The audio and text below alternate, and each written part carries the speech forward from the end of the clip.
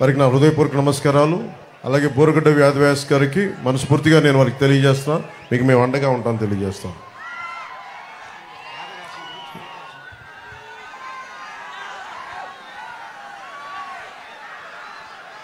జగన్ నేను మాట్లాడుతా భీమవరంలో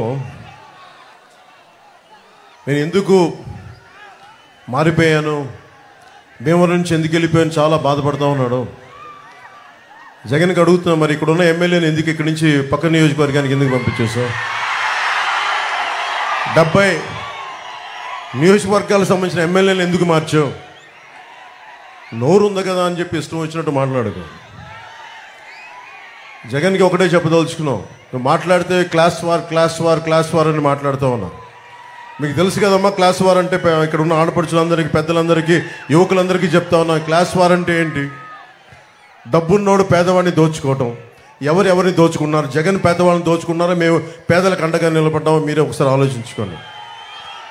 జగన్ క్లాస్ వార్ అని చెప్పే వ్యక్తి ముఖ్యంగా రాగానే పొట్టగొట్టింది 337 కోట్ల రూపాయలు జాతీయ ఉపాధి హామీ పథకం కింద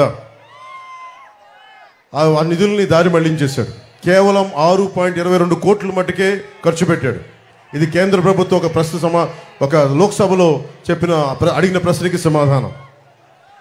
అలాగే ఇది రూరల్ డెవలప్మెంట్ సాధ్వి నిరంజన్ గారు ఒక ప్రశ్న అడిగితే చెప్పింది, ఆవిడ అంది అత్యంత జాతీయ ఉపాధి హామీ పథకం కింద అత్యంత అవకతవకలున్న రాష్ట్రం ఇదే అని చెప్పి జగన్ ముఖ్యమంత్రిగా ఉన్న ఈ రాష్ట్రంలో జరిగిందని సాధ్వి నిరంజన్ గారు చెప్పారు, బీజేపీ మినిస్టర్. అలాగే నెలకి పోలీసులకి మన మధ్యన ఎక్కడికి వెళ్ళినా నాకు పోలీసుల నుంచి నివేదికలు లెటర్స్ ఇస్తూ ఉంటారు.